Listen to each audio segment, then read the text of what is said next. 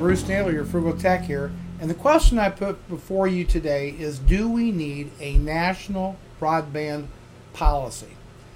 And I think the answer to that is yes, and let me explain what I'm talking about. As part of the stimulus package, the government has handled $7.2 billion to be administered by the FCC to reinvigorate plans to ramp up deployment of broadband throughout the United States. Put us into a more competitive position. Now that sounds great. Here's the problem. These are the same folks, same organization that when we were putting together our wireless and cellular networks, decided to ask and get the cell phone companies, the big monopolies involved, and look what we ended up with.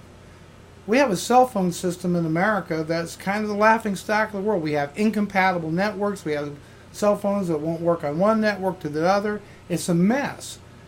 And if we basically hand broadband over to the same people that's running things today, I think there's a good possibility that $7.2 billion is going to end up into a sinkhole somewhere. And here's my reasoning. You have your largest ISPs, Time Warner, Comcast, etc., who started life as cable TV companies. Now they have the plumbing, now they're internet service providers, but they're still their heart cable TV companies. They're in the same business as delivering content as they are in supplying the plumbing to do it with. And so now we're having to put up things like metered service, for example, bandwidth capping, all this sort of thing, unless you choose to get your content from these guys.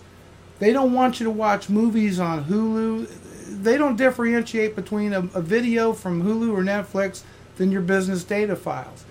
They don't want to count their content you download from them. So, in effect, they basically want to control it both ways.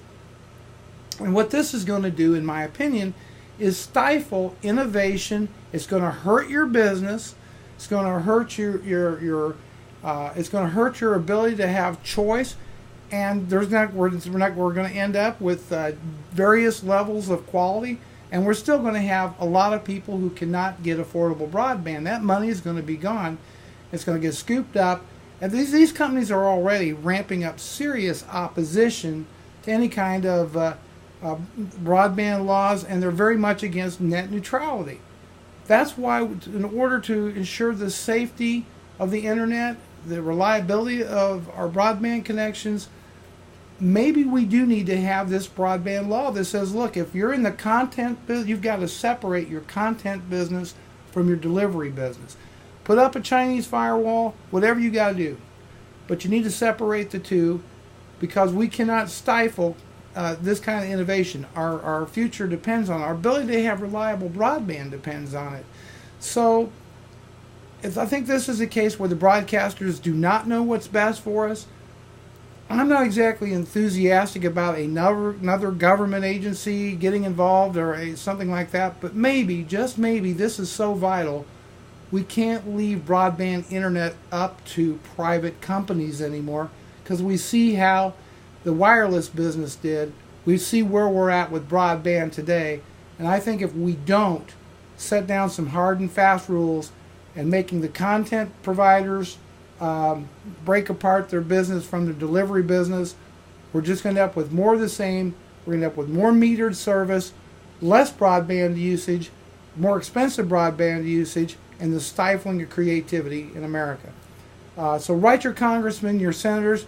It's time for a national broadband law, a policy that's a must for any small business out there, as we all anymore depend on this thing to make our livings. I'm Bruce Naylor, your FrugalTech. I'd like to hear your comments and your opinions of a national broadband policy or law. Make sure to rate our videos. Hey, I'm Bruce Naylor. I'll talk to you later.